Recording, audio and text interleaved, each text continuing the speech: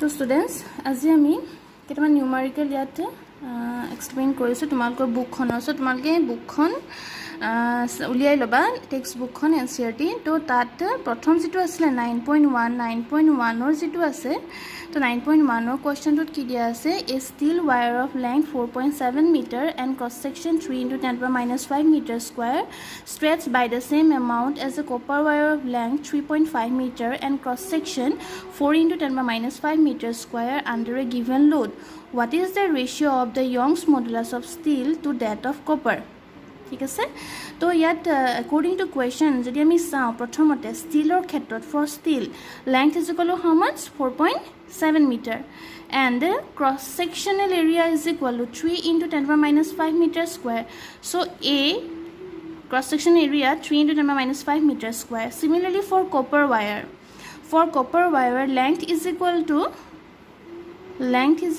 to 3.5 meter and cross sectional area 4 * 10⁻5 meter square. So L 3.5 and area 4 * 10⁻5 meter square. Applied force F and extension delta R as same for both wires. So here stretched by the same amount as a copper wire under a given load. ইয়াত কি কৈছে দুইডাল ওয়্যাৰতে still আৰু copper দুইডালতে কি কৰা হৈছে একেটা ফোৰ্সে apply কৰিছে আৰু সেম এক্সটেনশন হৈছে delta L and F for both steel and copper wire are same. Then for first steel Young's modulus is equal to Young's modulus of formula কিমান আছিল F/A divided by delta L by L. So FL divided by A into delta L. And if you put the value here L is equal to 4.7 and area 3 * 10⁻5 and here delta L. Similarly wire karne jodi ami substitute koru same ahise F into 3.5 divided by 4 * 10⁻5 delta L. So here ratio, what is the ratio of the Young's modulus of steel to that of copper? Young's modulus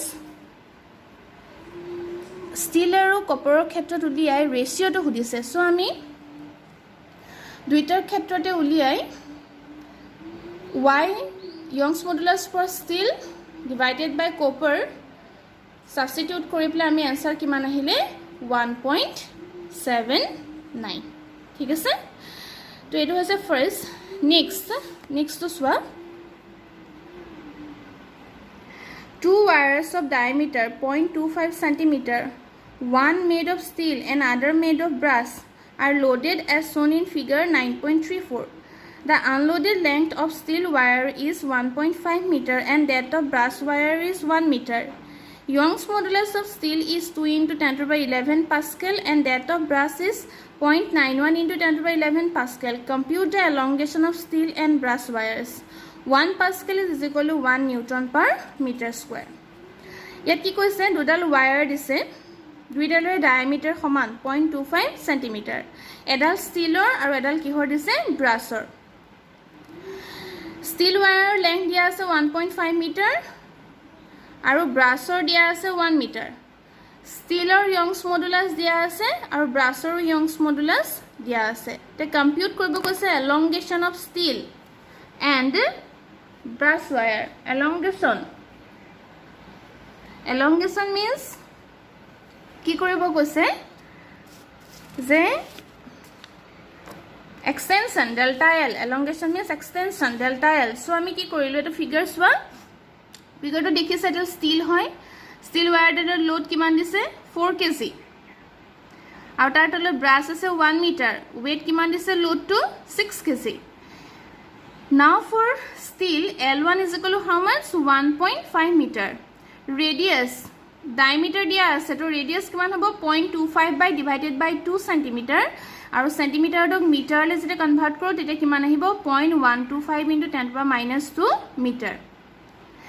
F1 steelor karone F1 so steelor uporot jitu force applied force dia hoise steelor karone weight to 4 kg ase আৰু লগত ব্ৰাছৰ পৰা কিমান KG পাই আছে 6 KG কাৰণ দুইডাল connected হৈ আছে তো তেতিয়াহ'লে ষ্টীলে অকল 4 কেজিটো পোৱা নাই, ষ্টীলৰ লগত কিমান আছে 6 কেজিটো এড হৈ আছে।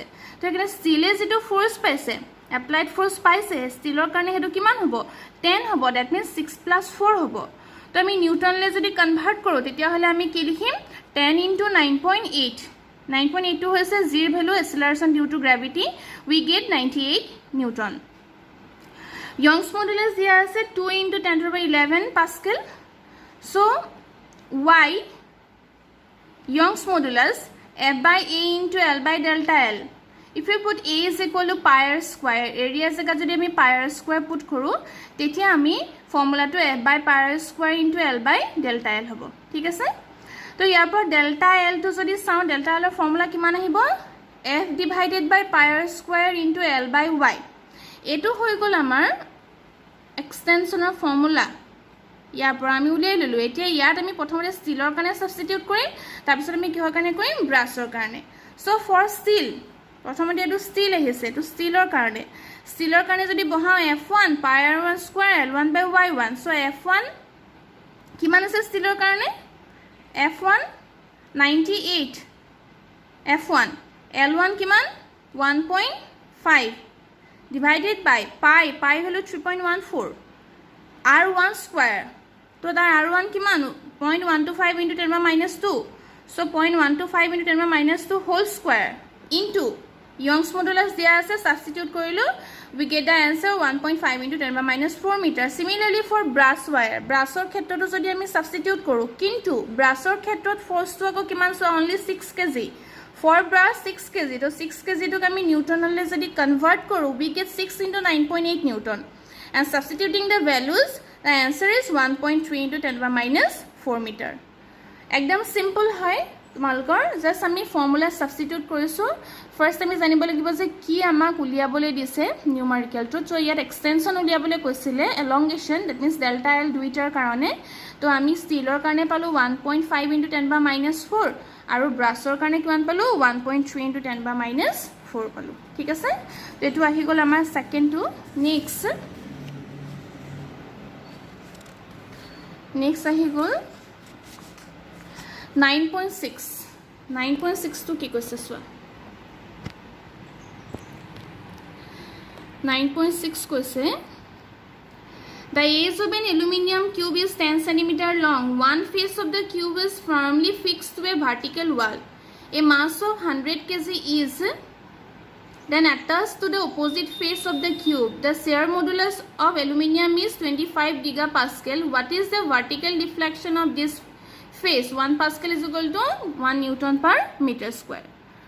So area of the force on which force, area of the face on which force is applied.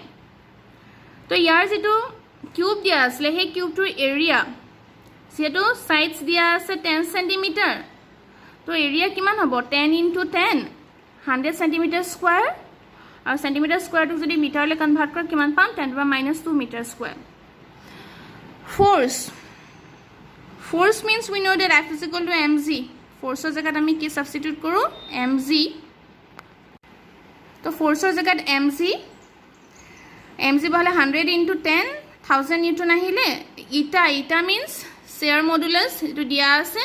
আমি যদি কনভার্ট কৰোঁ পাস্কেললৈ, গিগা মিন্স 25 × 10⁻10 হয়। So 25 × 10⁻9 pascal.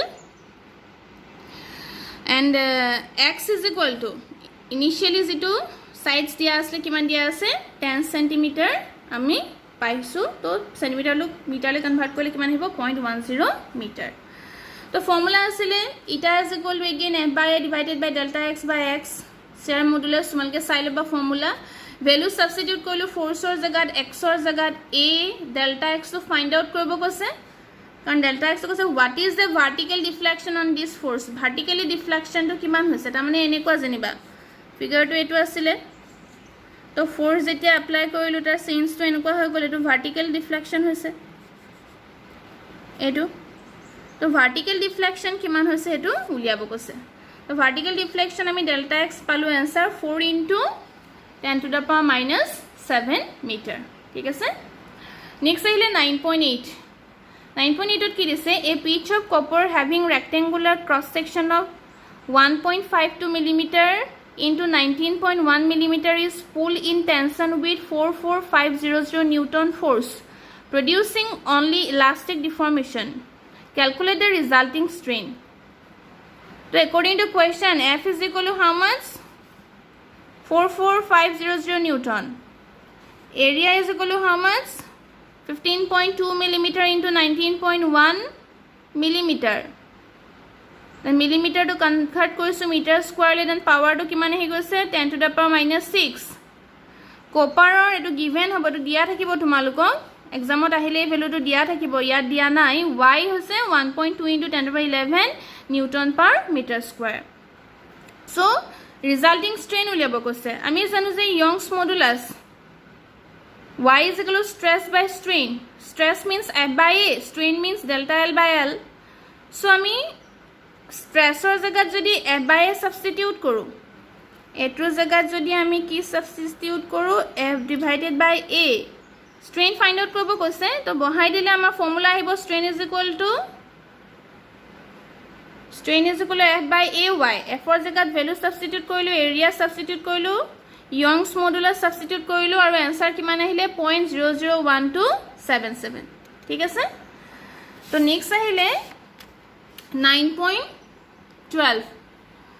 Compute the bulk modulus of water from the following data: initial volume 100 liter, pressure increase 100 atmosphere, final volume 100.5 liter, and 1 atmospheric pressure is equal to how much? 1.013 into 10 to the power 5 Pascal.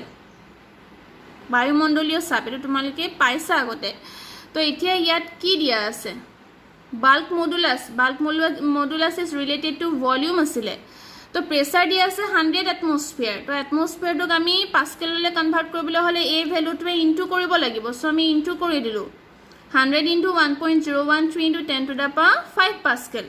ঠিক আছে initial volume kiman dia ase 100 liter dia ase initial volume 100 liter to liter to meter cube le convert korilu 100 into 10 power minus 3. Final volume dia ase 100.5 liter. প্রথমতে যদি 100 আসিলে তার পিছত আমি 100.5 পালুগে final two তো আমি metre কিউবলে convert কৰিলো এতিয়া দুইটাৰ মাজত চেঞ্জ কিমান হৈছে প্ৰথমতে 100 আসিলে তার পিছত কিমান হল 100.5 হল তো চেঞ্জ কিমান হল v dash minus v change কৰি দিলে হ'ব এটো ডিফারেন্স তো আমি তাক ডেল্টা v বুলি কম ইনক্রিজ ইন ভলিউম তো ডেল্টা v কিমান আহিব 100.5 minus 100 এটো মাইনাস কৰি দিলো কিমান পাইছো 0.5 into 10 power minus 3 meter cube. তোমালোকক মই যেতিয়া Young's modulus bulk modulus পঢ়াইছো এটা ফিগাৰ বোৰ্ড মই দেখাইছিলো এটা যদি v হয় ইটো যদি v dash হয় তো ডেল্টা v টু আমি ডেল্টা v আমি কেনেকে উলিয়াও বুলি কৈছিলো v dash minus v কৰা হয় ঠিক আছে তো এটো আমি কৰিলত আমি পালুগে ইমান তো bulk modulus of formula substitute কৰিলো b = pv by delta v. PV, that means bulk modulus of formula to asile F by A divided by del V by V. F for jagat ami ki bahabo paru pressure bahabo paru to mo pressure bahaisu তেতিয়া minus চিন এটা আহে বুলি কৈছো negative সাইনটো just প্ৰেসাৰ increase কৰিলে ভলিউমটো যে decrease হয় এটো কথা বুজাইছিলে তো ভ্যালু সাবস্টিটিউট কৰিলো ভ্যালু খিনি সাবস্টিটিউট কৰিলো তেতিয়া আমি आंसर কিমান পালো 2.026 into 10 to the power 9 Pascal এটো হৈছে bulk modulus of water. ঠিক আছে তো তোমালকে এখিনি ভালকে চাবা যদি কিবা বুজি পোৱা নাই মোক তোমালকে আকৌ খুধিব পাৰা আৰু মই তোমালকক আৰু তিনটা হোমৱৰ্ক দিছো কৰিবলৈ এক্সাৰসাইজৰ হয় 9.21 9.15 and 9.16 এটা তোমালকে কৰিবা যদি কোৱেশ্চনস তো তোমালকে কোৱেশ্চন তিনটা যদি বুজি নোপোৱা তেতিয়া মোক তোমালকে কি বুজাইছে মোক খুধিব পাৰা ঠিক আছে